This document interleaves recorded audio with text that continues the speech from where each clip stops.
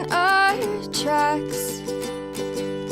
Bravely we prove in our striving, trudging together each day.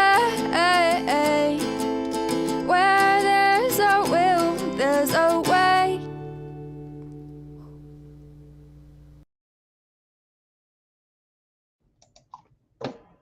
And we're back. Here we are, talking about recovery. Yep. So people might even show up. We'll see. We'll see. I gotta grab a charger real quick. Give me about 30 seconds here.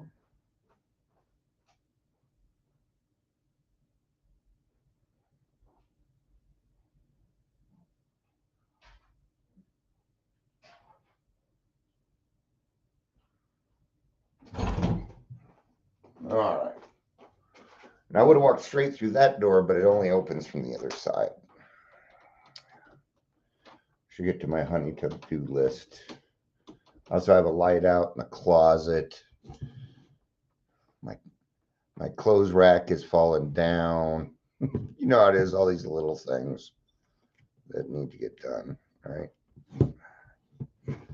Like charging the phone.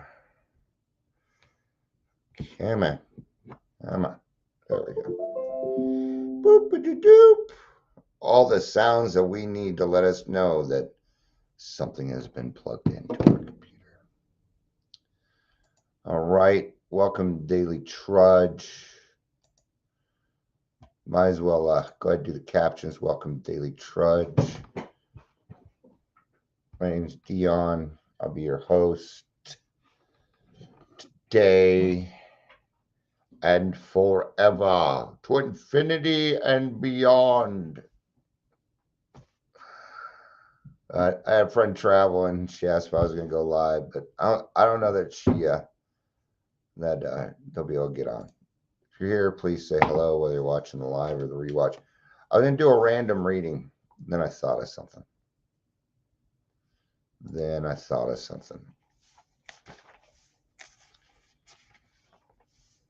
All right.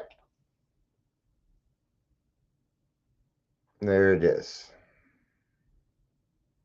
So we're going to be in working with others is where we're going to start.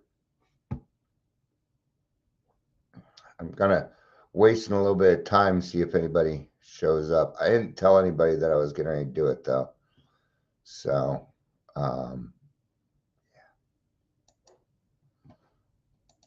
yeah, I got kind of a headache. Maybe I should be drinking water. All right. Where's my water? Now we're going to grab my water, and then we will get started.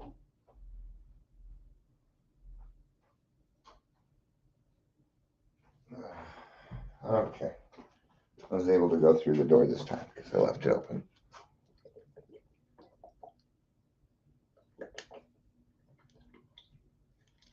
All right. There we go. I'm less parched than I was a few seconds ago.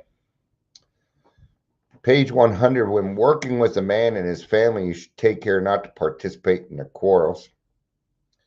You may spoil your chance to be helpful if you do. Okay. When it comes to relationship problems, hands off. Hands off.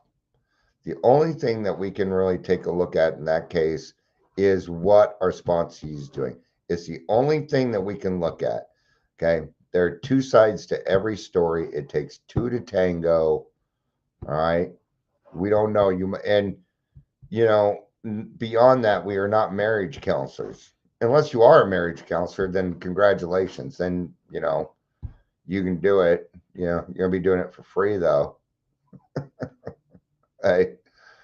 But we do not get involved into, this is one thing that, like, if I have two friends and they're both friends and they get divorced, I don't do the whole sides thing. I'm not going to do it. Okay. We cannot take sides.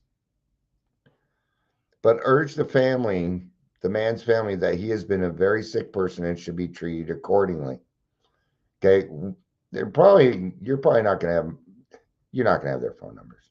You're not going to probably have much contact with their family.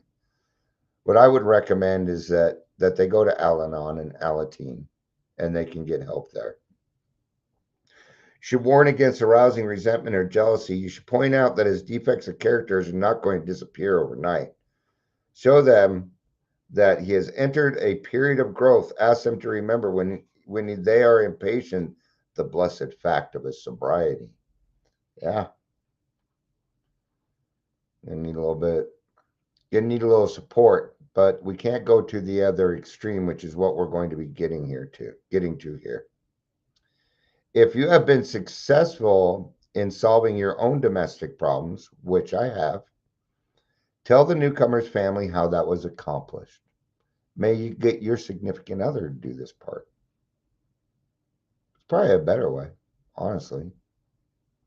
Do we really know what codependents are? Do we really know? I can understand a little bit. I can, but not to the extent that it may be a benefit to them. Yeah. I think my wife would have a much easier and better time at getting through to my sponsee's wife, husband, significant other, whatever, partner, whatever it is. Yeah. Because they've experienced, they've been through it. All right. In this way, you can set them on the right track but without becoming critical of them. The story of how you and your wife settled your difficulties is worth any amount of criticism. Yeah. The only criticism that, I don't hear any criticism. I know my wife gets flack for the fact that I don't work. Why doesn't he work? He seems perfectly. Come have a conversation with me, and we'll see about that. It's kind of subsided. People are now understanding what I'm doing. They don't like it. I'll tell you what it is. They're jealous. They're jealous that I get to help people all day. It's what I do. Okay. But it's not easy. Everything I do is hard. It is tough what I do. Heck, I just had to confront Aurora Mental Health because they're not following through on things. They're not doing it. Okay. And I'm not going to let this new detox come in and give us the same crap. I'm not going to spend $3 million for the same crap. It's just not going to happen. And if that means that I have to do everything to shut it down, I will. Until they make some changes. Yeah. Assuming, hey, what is up, Arkansas? Good to see you, Daryl. Assuming we are spiritually fit, we can do all sorts of things that weird alcoholics are not supposed to do. Yeah, I'm seeing a lot of things come out. Oh, make the alcohol accountable. I mean, all the money's geared towards the family now. So, I mean, there's people actually talking shit about alcoholics to get people help that are, why don't you just leave them and you can do this and you can do, yeah, they don't, no, they're on the wrong track. You know what I did to my family I had a heart attack and I was in the OR. Okay. No, it was not open heart. They did a stent, which it's called a calf. So they went up through my calf and put in some stents, things like that.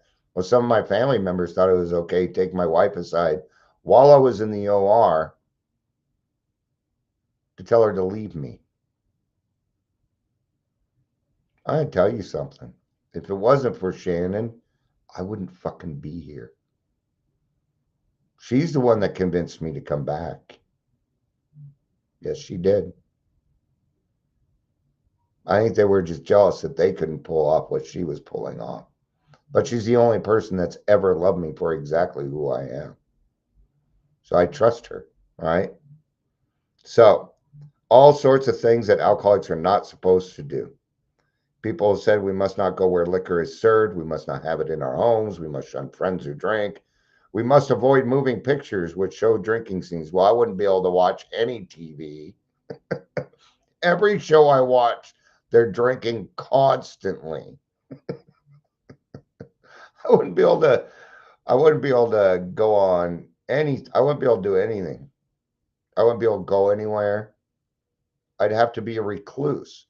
Well, that doesn't sound much different from alcoholism, right? We must not go into bars. Our friends must hide their bottles if we go to their house. We mustn't think or be reminded of about alcohol at all. Our experience shows that this is not necessarily so. We meet these conditions every day.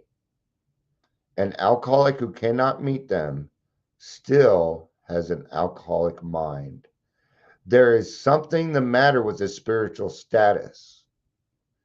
Here's the thing.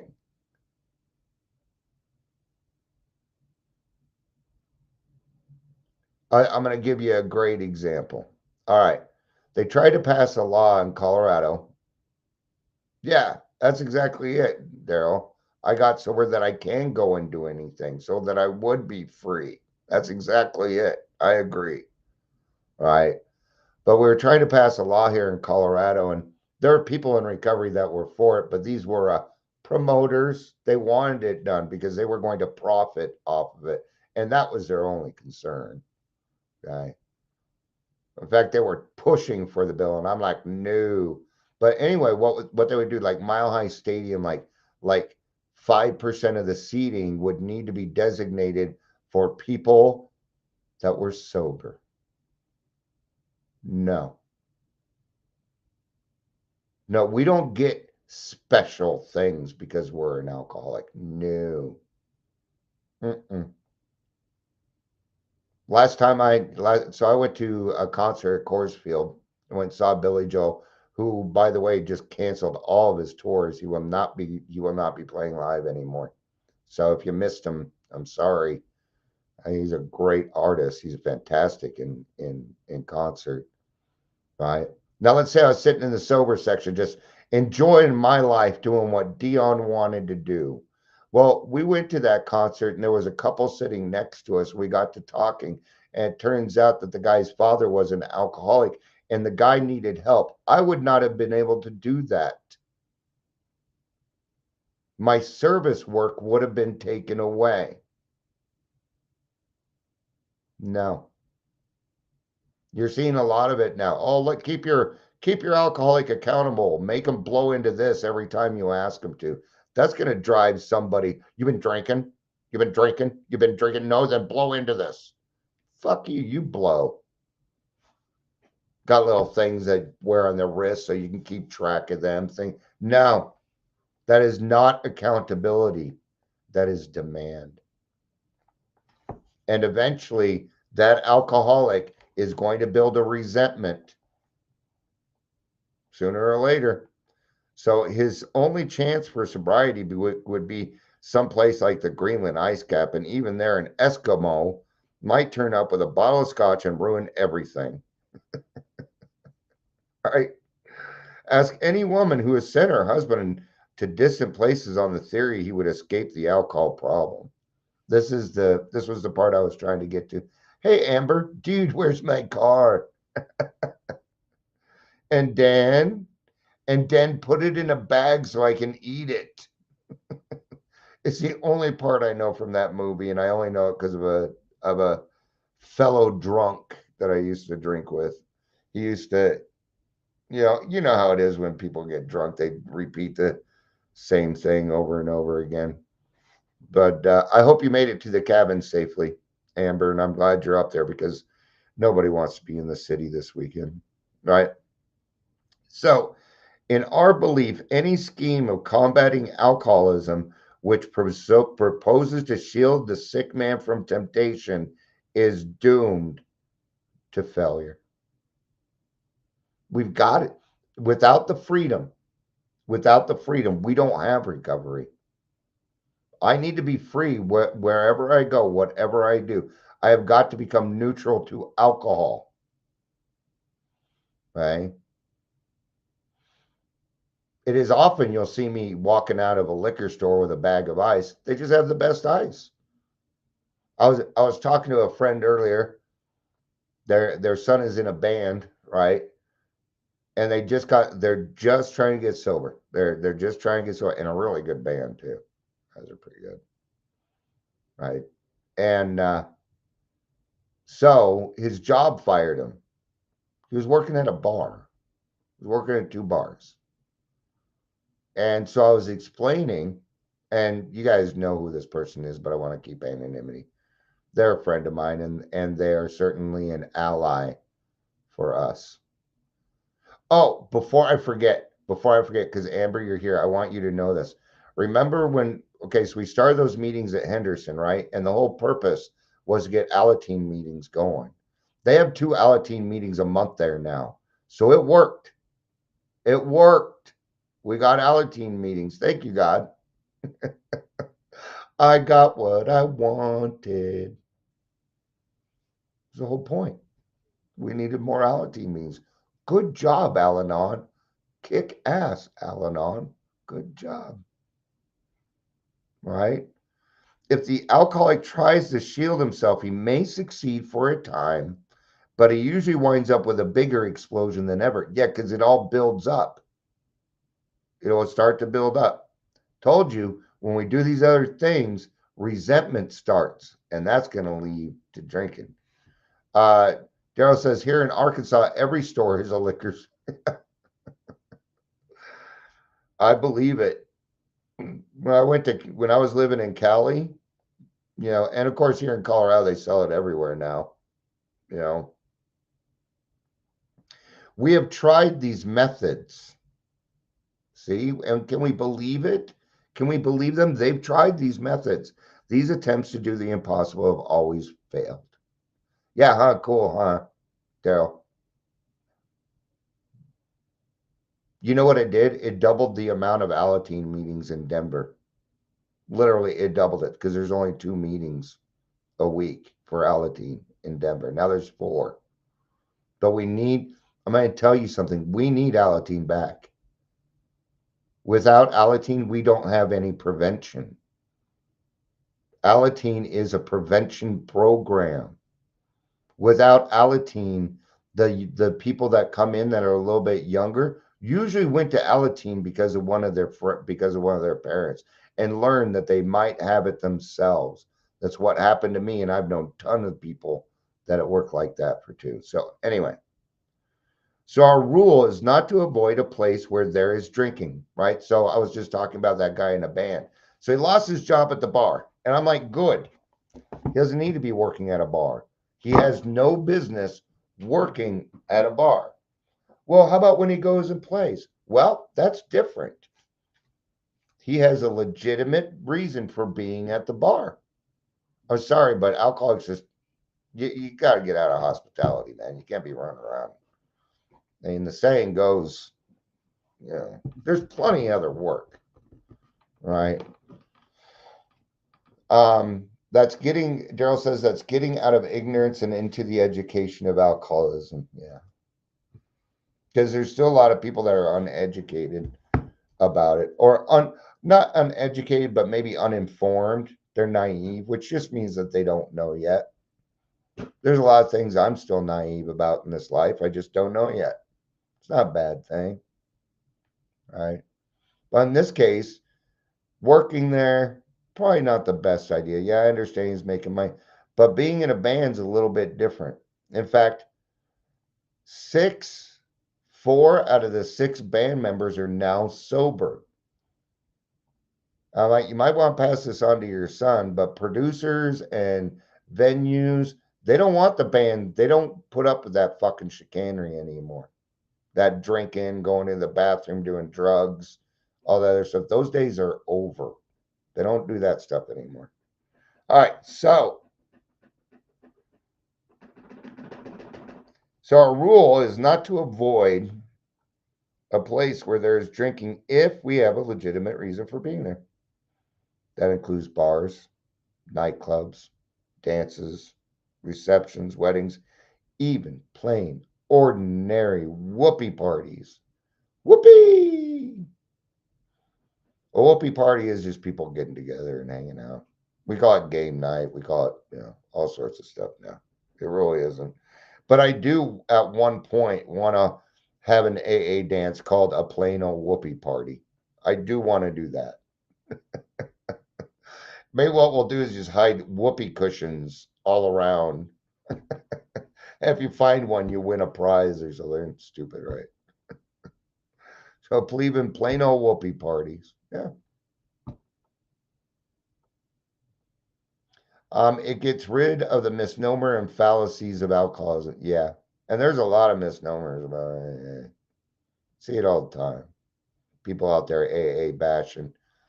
Why do you think, AA is outdated? I was just talking with my friend Christine. Next Wednesday, we're going to do another live together. And she educates me a lot on different things, but there's some stuff about AA she didn't quite know. Okay. And she got more time than me. She just went a different route. Great person. I fucking love her. Right. But she's like, I wish that AA kind of caught up with the times. And I said, AA is caught up with the times. And I explained to her how. And she's like, I did not know that. Okay. Now I understand why AA continues to work. Like we meet people where they're at. I said what happens is we change the stories in the back of the book. But we're very malleable. We're constantly changing things. We utilize all sorts of things to try and reach other people. Absolutely. So we do if there's any program out there that is actually malleable, that changes with the times, it's AA because it needs to fit the type of people that are currently in AA, not the people in the 30s and the 40s. That'd be adequated, man. We can't have that. We don't talk the same way. It's you got to feel like you belong. But the only way that'll work is if AA itself changes, but it does. We are a people of change. And I think that even made her a little bit more comfortable with AA. Right? So, and her and I just teach each other a lot. It's pretty cool. I like it because we both want the same thing, but we're both kind of coming from different angles. We even talked about how we're good friends, but we voted for two different people. But yet we can still be friends because we have one primary purpose together: to help other alcoholics with no expectation of anything in return. See, there's our landing spot. There's some things we don't agree on. That's okay. Doesn't mean that I shouldn't learn about them. Like safe consumption sites. I'm just not big on it. Makes sense though, right? I hear a different view, here's something else. I'm like, you know what? That makes more sense. Just like when she was asking about AA. See, it can work both ways. It's pretty cool.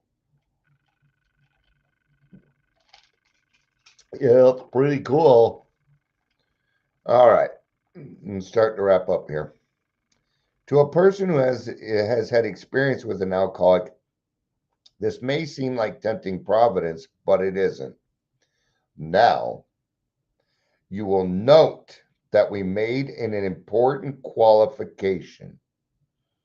There was a qualification. Do I have good business to be there? I had a sponsee in the beginning. They loved to play pool. So they kept going to the bar, playing pool by themselves.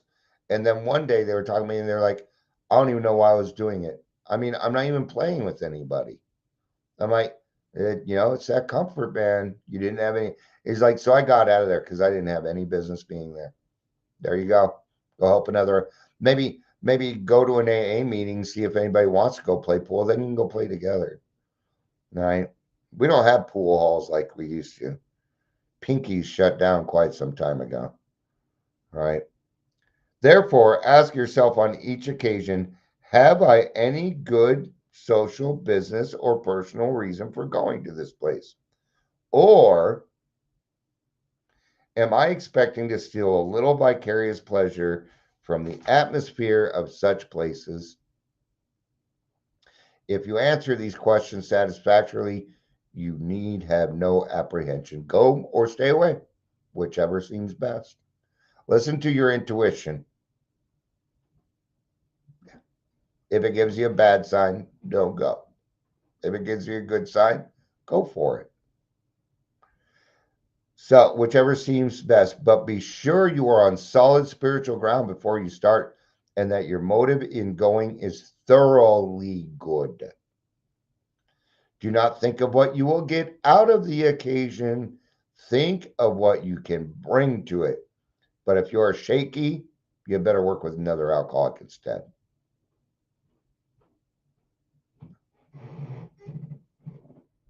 When all other activities fail, work with another alcoholic. So why sit with a long face in places where there's drinking, sighing about the good old days? If it is a happy occasion, try to increase the pleasure of those there. If it is a business occasion, go and attend to your business enthusiastically. If you are with a person who wants to eat in a bar, by all means go along. Let your friends know they are not to change their habits on your account. At a proper time and place, explain to all your friends why alcohol disagrees with you. If they're friends, they're already going to know. If they're real friends, they're going to be like, oh, thank God. Thank God you stopped. We don't, and they'll even do shit like, we don't have to go to the bar. We can go to the park or somewhere else if you want to. That's what real friends would do, right? Yeah, maybe not. If you do this thoroughly, few people will ask you to drink. I hear it all the time. The people are always asking me to drink. No, they're not. I'm sorry, but I think that's a line of BS. If you do it right, and the only people that want you to drink, that want to force you to drink, are other alcoholics. And they're probably not going to want to hang out with you much longer if you are in recovery, because you will make them extremely uncomfortable. And they're not going to want to be around it. They will just fade away. There'll be a Metallica song and fade to black. All right. While you were drinking, you were withdrawing from life little by little. Now you're getting back into the social life of this world. Don't start to withdraw it again just because your friends drink liquor. Here's a really good part. Your job now is to be at the place where you may be of maximum helpfulness to others. It's my only thing. Everything I do every day, from waking up in the morning to praying, to doing daily trudge, to going to meetings, to being an advocate for recovery, for writing emails, all of it is geared so that I can be of maximum service to God and the world around me. It is my only intention anymore. I don't need another one. That in and of itself has kept me striving for years. So never hesitate to go anywhere if you can be helpful. I look for every reason to be helpful. Yesterday, because I needed a letter. I'm gonna make a very long story short. All I needed was a letter for jury duty. I actually want to do jury duty, but my PTSD, it wouldn't be fair to the person on trial if I was on the jury, because I would just be going, I need to get out of here. I need to get out of here. So I just agree with everything so I can get the fuck out. Yeah, see, not taking anything into mind, right? So, but eventually for Kaiser Behavioral Health, they gave me a call. I did get the letter. Things got worked out. I got taken care of. And they're like, do you need therapy? Things like, and no, I don't. I have a great therapist and stuff. But I appreciated that they did follow up with me. So I told them what I do. Then we had a 10-minute conversation about how I can help them out. There was no reason for the phone call. Yes, there was. to let another person know that I'm happy to be helpful. And I gave her my phone number. We were on a recorded line. So I'm all, oh, yes, I'm giving her permission to take my phone number and hand it out. She needs it. So that way her butt is covered. Gave her the link to the website. Anytime I talk to a professional, that's what I do. I always bring it up. You should not hesitate to visit the most sordid spot on earth on such an errand. Keep on the firing line of life with these motives, and God will keep you unharmed. It's true. It's true. All right. Gotta wrap it up. 30 minutes till the meeting. So I gotta get that prepared, get the link out, remind everybody. But here's your reminder, 29 minutes. If everybody can make it, be great to have you all. So thank you everybody for being here. Daryl, it's good to see you. I'm glad you made it safe.